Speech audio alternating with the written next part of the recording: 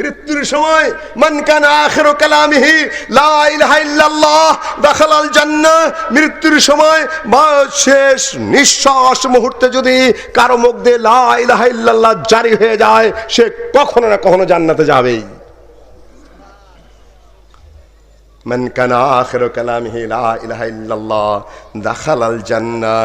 কিন্তু অনেককেই দেখা গেছে মৃত্যুর সময় মুখ দিয়ে লা ইলাহা ইল্লাল্লাহ জারি হয় না, বলা হয় একটা, বলে আরেকটা, এদিক ওদিক বলে, চোখ ফটকায় থাকে, ফেল ফেল করে তাকিয়ে থাকে, ডান বাম কত কথা বলে, লা ইলাহা ইল্লাল্লাহ মুখ দিয়ে আসে না। মনে করবেন ওর সুউল খাতেমা হয়ে গেল, মৃত্যুটা বড় সম্ভবত খারাপ অবস্থায় হয়ে গেল।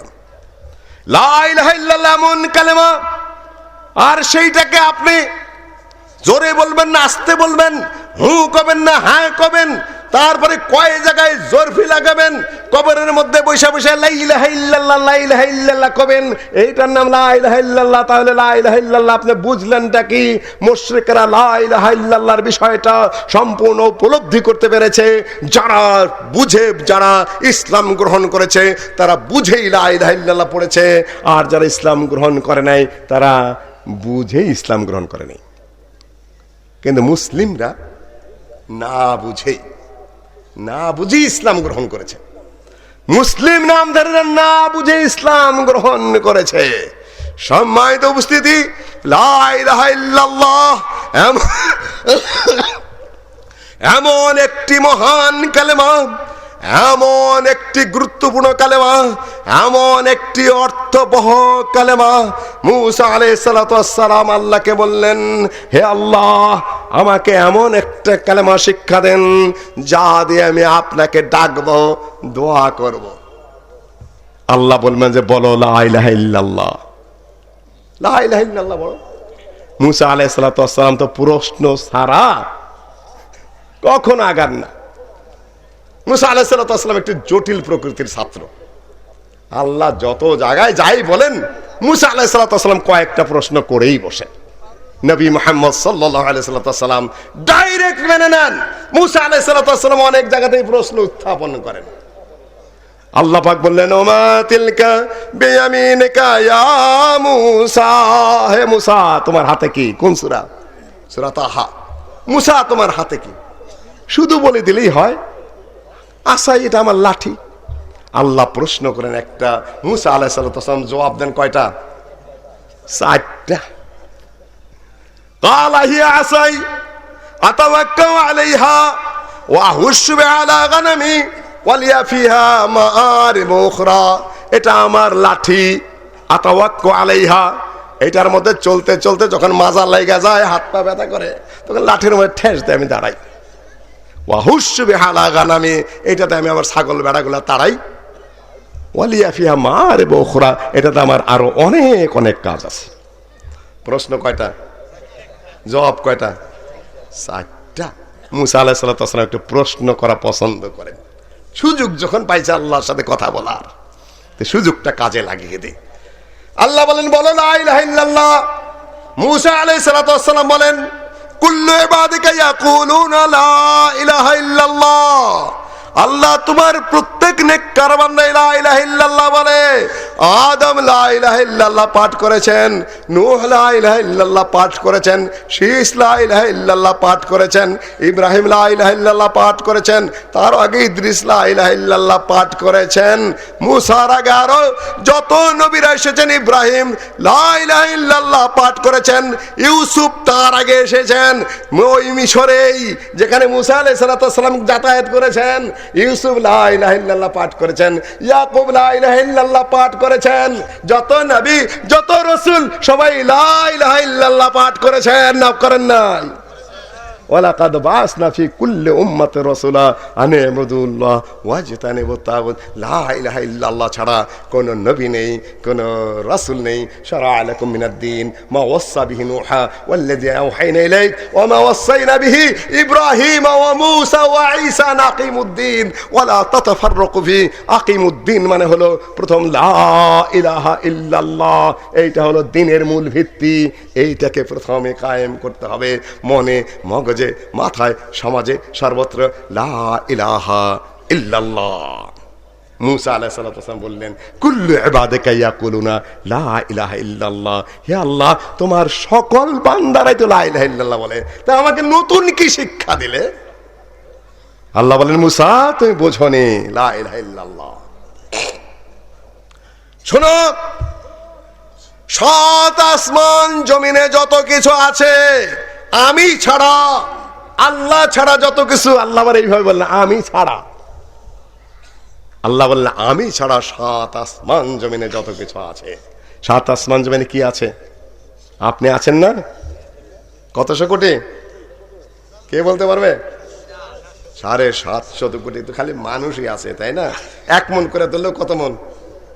750 কোটি মন। গরু আছে না, ছাগল আছে না, পাহাড় আছে না, পর্বত আছে না, পানি আছে না? এই পৃথিবীর কয় ভাগ পানি? 4 ভাগের 3 ভাগই পানি। বলি তো ভূখণ্ড আসলে কি? পানি খণ্ড। আসলে কি? আসলে তো পানি। চা বানান কোনোদিন? চা খাইছেন? চা খেয়েছেন কোনোদিন? 1 কেজি পানি, তার মধ্যে আধা পোয়া চিনি, আর 100 টাকা চা জাল দিলেন, এটার নাম কি হন? আসলে কি হওয়া দরকার ছিল? পানি বেশি না, কিন্তু নাম হয়ে গেল চা। এইরকম এই পৃথিবীর 49 কোটি 10 লক্ষ বর্গ মাইলের এই ভূখণ্ডটা, এর মধ্যে পানি 4 ভাগের 3 ভাগ, তাই না? এই যে পেশাবের ওয়াজ করতে যাই, মাঝে মধ্যে বলি আমাদের বুজুর্গরা খালি কোতে আর মতে করতেছে, ঢিলাগুলো একটা ধরে নেয়া। এই যুবকেরা যদি দাঁড়ায় পেশাব করে বলে কুত্তার মতো পেশাব করে, আর বুজুর্গ যখন দাঁড়ায় করে তখন কি এটা ফেরেশতার মতো হইতেছে, তাই না? আর ওইখান থেকে খালি মধু পড়তেছে, তার পেশাব পড়তেছে না, তাই না? 2 বুজুর্গ আবার বলে যে পেশাব পায়খানা করতে যায় কথা বলতে হয় না। 2 বুজুর্গ ঠিক বেতাইলা জায়গায় হাত দিয়া তারপরে আরামসে হাঁটতেছে আর গপ্পও করতেছে। শয়তানি ওয়াসওয়াসা কোন পর্যন্ত গেছে? দরকার বললে আপনি নেন, কিন্তু গেছেন কোন পর্যন্ত? ব্যাপারটাকে গড়ে নিয়েছেন কোথায় একটু খেয়াল করেছেন? জিজ্ঞাসা করলাম, চাচা এই কাজ করেন কে? কয় বাবা পেশাব যে পড়ে। আমি বলি পেশাব পড়বে না কেন? আপনার দেহের 4 ভাগের 3 ভাগে পানি। এই যে হাড্ডি দেখতেছেন, চামড়া দেখতেছেন, গোস্ত দেখতেছেন, এই চুল দেখতেছেন, যত কিছু দেখতেছেন, আসলে দেহের মধ্যে কি 4 ভাগের 3 ভাগে পানি। সুতরাং যতই কুতবেন ততই মুতবেন, কেন পানি আছে, কুতলে তো মুতবেনি। এর মধ্যে বুজুর্গের কি হলো? সম্মাই দেওয়া পানি এই মাটি থেকে নিয়ে ঊর্ধ্বাকাশ 500 বছরের রাস্তা। গরুর গাড়ির না ঘোড়ার গাড়ির? আরে যেটার কল্পনাও করি না, মঙ্গল গ্রহ থেকে এই পৃথিবীতে আলো আসতে কতক্ষণ লাগে? 40 বছর লাগে। আর আলোর গতি কি সেকেন্ডে? 1,86,000 কি বর্গ মাইল। আর মঙ্গল গ্রহ থেকে আলো আইসা পৌঁছতে কতক্ষণ লাগে? 40 বছর। 40 বছরকে 1,86,000 দা পূরণ করে তার লাগাইতে থাকেন। আমি অঙ্ক বুঝি না, আপনাদের কাছে ধাঁধা ছেড়ে দিয়ে গেলাম। ওই গতিতে যদি 500 বছর উঠেন, সেকেন্ডারে ভাগ চাক করে পূরণ টরণ করে কত বছর লাগবে ঊর্ধ্বাকাশে উঠতে? কোন বৈজ্ঞানিক তার ধারে কাছে যেতে পেরেছে? আকাশের পুরুত্বটাও 500 বছর ওই মাপেরে চলে গেলেন। আবার এই মাটির চেতে সূর্য কত গুণ বড়? 13 লক্ষ গুণ বড়। ঊর্ধ্বাকাশে এক একটা গ্যালাক্সি আছে, গ্যালাক্সি হাজার হাজার কোটি গ্যালাক্সি। এক একটা গ্যালাক্সির মধ্যে কোটি কোটি হাজার হাজার কোটি সূর্য ঢুকতে পারে। শুধু প্রথম আকাশে এগুলা আছে। উপরের আকাশে কি আছে? আল্লাহ সবচেয়ে বড় সৃষ্টি কোনটা বলেন তো? আরশ। আরশে আজিম। আমি আরশে আজিম মানে বিশাল। সবচেয়ে উৎকৃষ্ট সৃষ্টি কোনটা? মানুষ। আর সবচেয়ে বড় সৃষ্টি কোনটা? আরশে আজিম। এই যে মানুষ, গরু, ছাগল, পাহাড়, পর্বত সহ 7 আসমান সহ নিহারিকা পুঞ্জ, সূর্য এবং গ্যালাক্সিগুলা সহ এবং সকল কিছু যদি আপনি কুরসির উপরে রাখেন, কতটুকু মনে হবে? মনে হবে বিশাল মরুভূমির মধ্যে একটা পয়সা রেখেছেন। তার উপরে আবার সাগর আছে, আবার সাগর আছে আরশের উপরে। ওয়া কানা আরশু আলাল মা, আল্লাহর আরশ সাগরের উপরে। এই সকল কিছু কুরসি সহ, সাগর সহ যদি আরশের উপরে রাখেন তাহলে মনে হবে বিশাল মরুভূমির মধ্যে আরেকটা পয়সা রেখেছেন, তাই না? সকল কিছু সহ যদি একটা পাল্লার মধ্যে রাখেন, আমি ঘুরে আসলাম একটু দূর দিয়ে, তাই না? সকল কিছু সহ যদি এক পাল্লায় রাখেন, আল্লাহ পাক মুসা আলাইহিস সালামকে বলছেন। আপনারা আবার ভুলে গেছেন নাকি আমি কোথায় ছিলাম? সংযোগ করে নেবেন। সকল কিছু যদি এক পাল্লায় রাখা হয়, আল্লাহ পাক মুসাকে বলেন, আর যদি শুধুমাত্র লা ইলাহা ইল্লাল্লাহ একটা পাল্লায় রাখা হয়, লা ইলাহা ইল্লাল্লাহর ওজনে সকল কিছু তুলায় ধুনায় আকাশে উড়ে যাবে, কোনো ওজনই থাকবে না।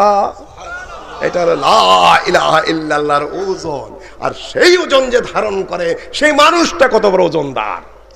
আপনার তো ফালতু, আপনার তো পীর পূজারি, আপনার তো কবর পূজারি, আপনার মতো গরু পূজারি, যা দেখেন সেইটাকে নমস্কার করেন।